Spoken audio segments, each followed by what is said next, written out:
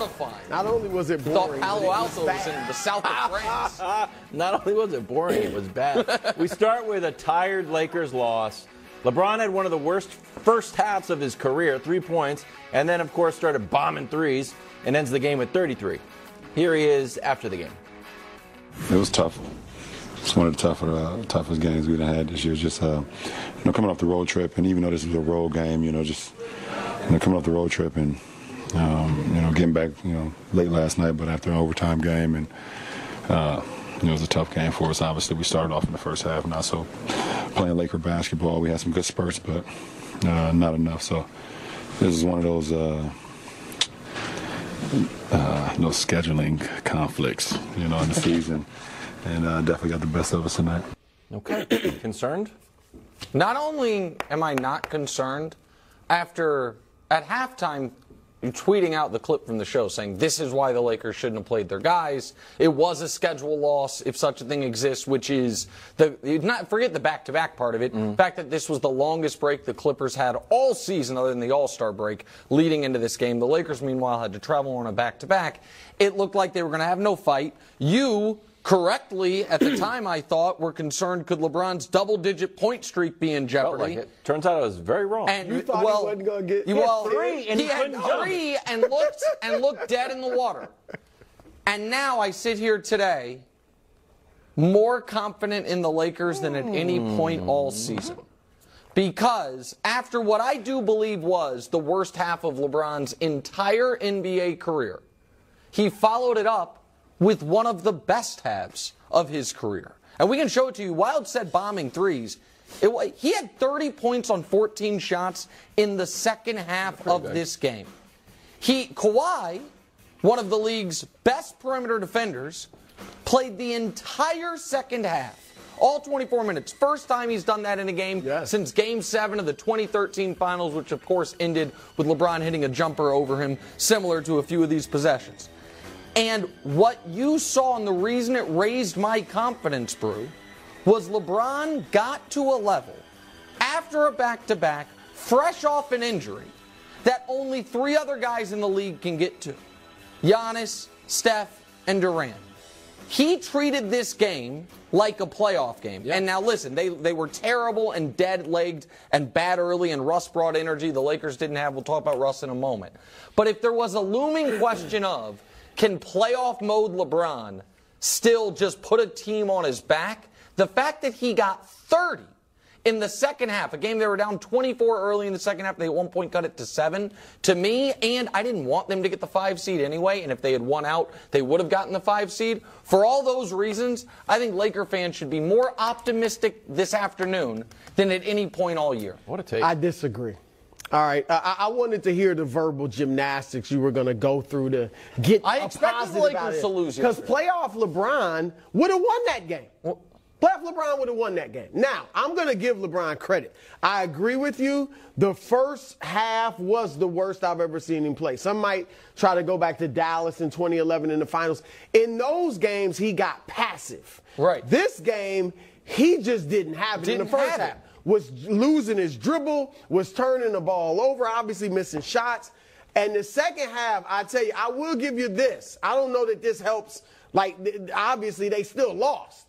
But LeBron, the dog came out. Yes. Like, I think he Russ made him guarded mad. Kawhi. And Kawhi guarded him. And Kawhi couldn't do anything with it. Couldn't do a thing. So that LeBron, all those people that want to, he don't have a killer instinct. That was a killer instinct. So LeBron was fantastic, but again, they still lost. And this loss is concerning. All right, for someone, obviously, it heightens their chances of making the play-in. I think they'll survive it, but you won't get that rest. And who knows what can happen in the play-in. So there's that. Secondly, the way the Clippers handled, they own the Lakers. This was, you can say, I don't think, the Lakers did have some negatives because of the schedule, obviously. Sure. And the Clippers got the rest. But what about the previous 10 times they beat them? Like, they get up for the Lakers like they get up for no other team in the league. And if they happen to meet in the playoffs, I assume that would be the case too. They've beaten them 11 straight games. And this made me wonder with the way the Lakers look. I get it was a back-to-back. Look, I can't. I was covering the league when nobody even worried about back-to-backs. So I'm not going to sit here and, oh my gosh, they had to play on a back-to-back. But overtime. You're right. I mean, man, wow. But this makes you look at the previous wins. They won 7 of their last 8 entering last night's game. And I start, because they didn't look good at all against the Clippers, except for LeBron.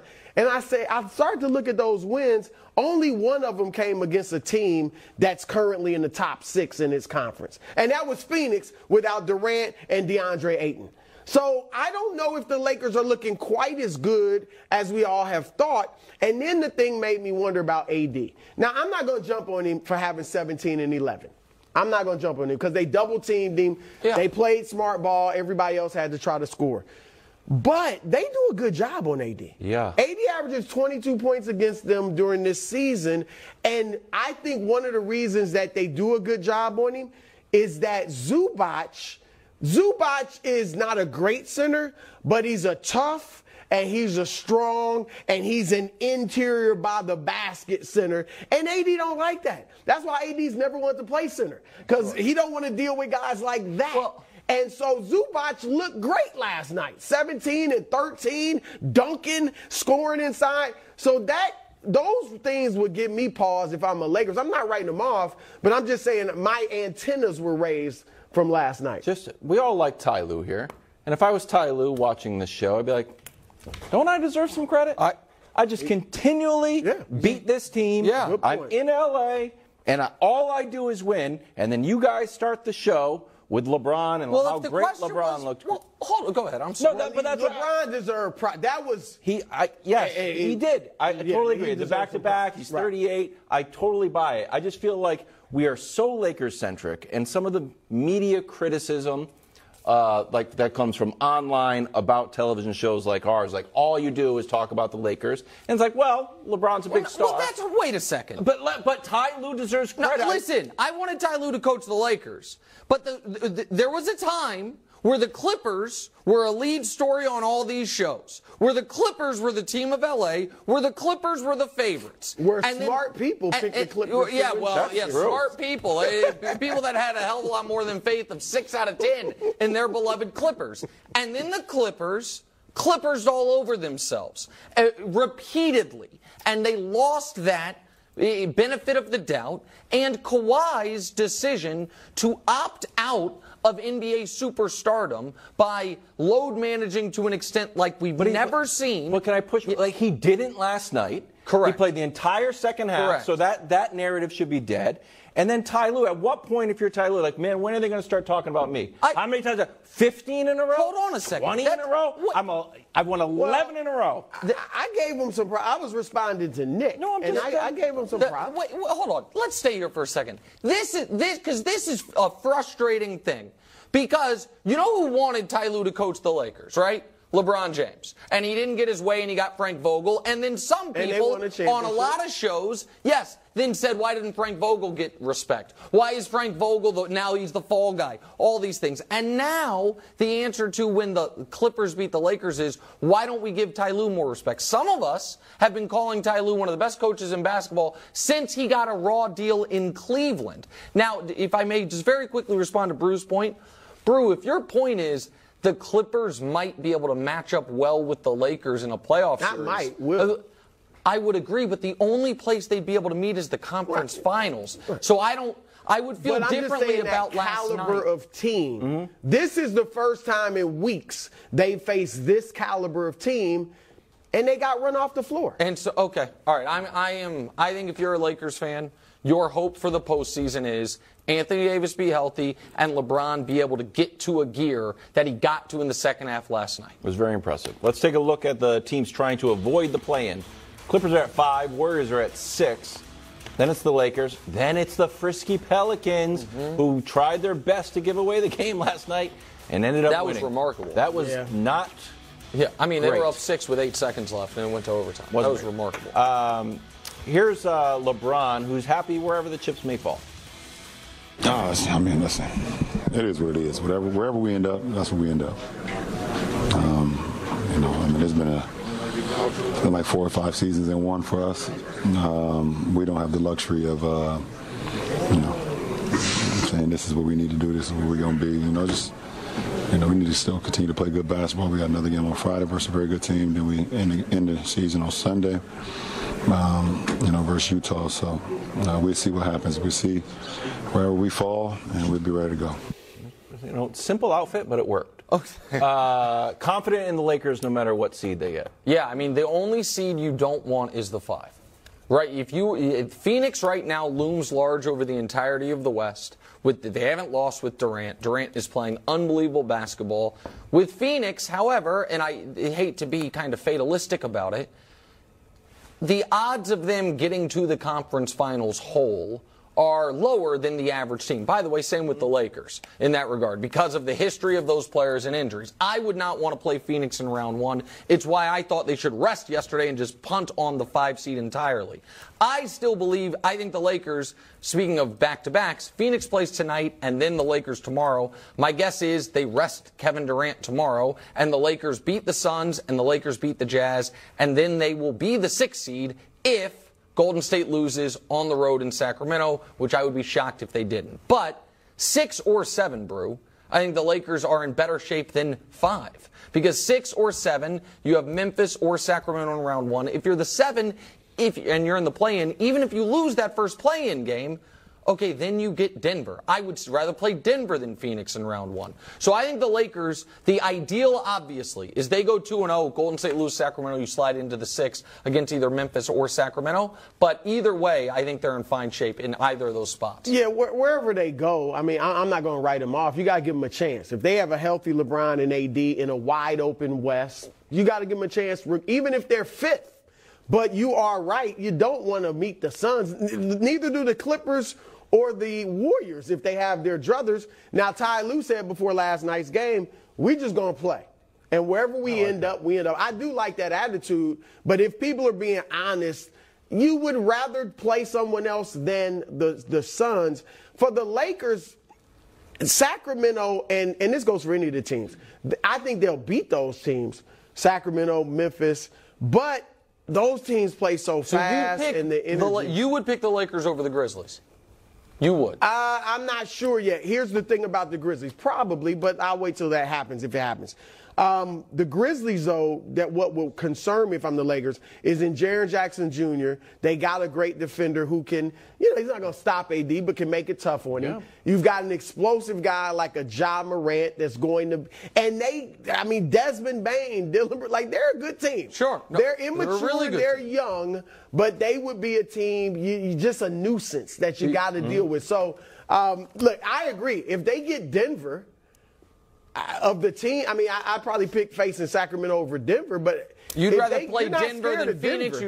Brew is saying the Lakers would rather play Denver than Phoenix or Memphis. Or the Memphis or the Warriors if that were possible, which it's not. It's a whole host of teams. Russ revenge games started off hot, then cooled down a bit. Ended the game with 14, 3, and 4. Also a few points towards LeBron, pointing the finger. Here's Zubats after the game. He's a great dude.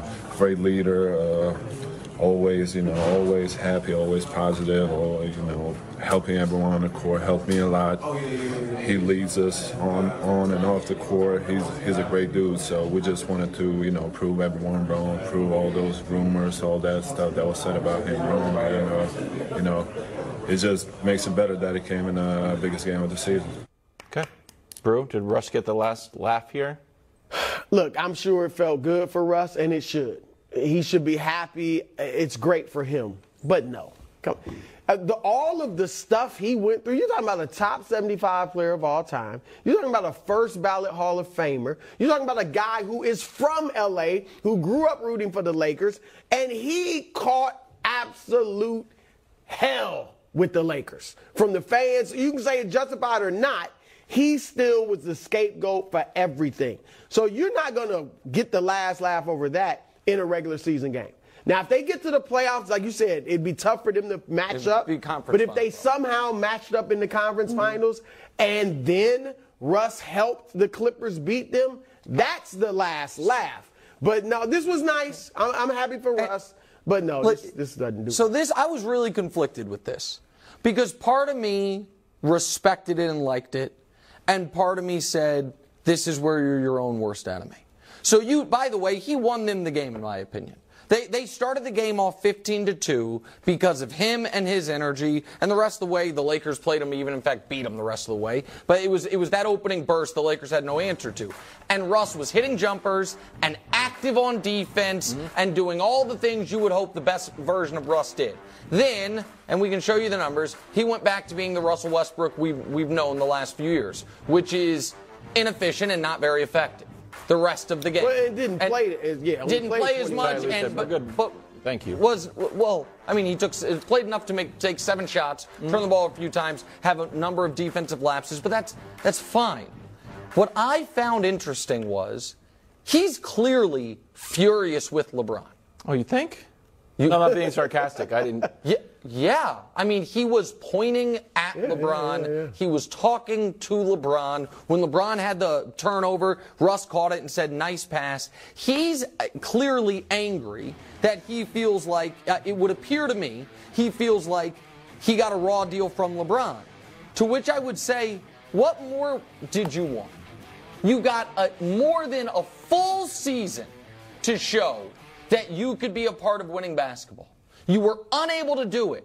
Is it just a LeBron reason that the entire league knew you were available and no one would take you unless the Lakers attached a pick? That once you did get traded with a pick attached, you got instantly bought out by that team. Part of what has made Russell Westbrook one of the greatest players ever is the stubbornness, the will, the self-assuredness, and it's part of what I loved watching about him. But it also, to me, right now, is part of the reason that he doesn't understand that Russell Westbrook has been Russell Westbrook's own biggest enemy. It has not been people calling him Westbrook. It has not been teammates not supporting him enough. It has not been the media. It has been his inability to evolve to today's NBA and to improve as a shooter, flatly. Yeah, look, he can be upset with LeBron if he wants. That's fine. But like I said, when he went to the Clippers, he's a better fit there. He wasn't a good fit. We all knew that from the get-go. He wasn't a fit with the Lakers. He's a better fit with the Clippers. And he's playing solid for him. Coming up next, Kyrie and the Mavs.